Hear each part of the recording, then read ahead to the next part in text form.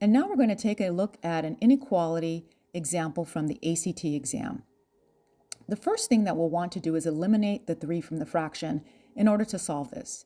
I'm going to do that by multiplying both sides by 3 and canceling the 3 on the left-hand side and then distributing the 3 into the right-hand side.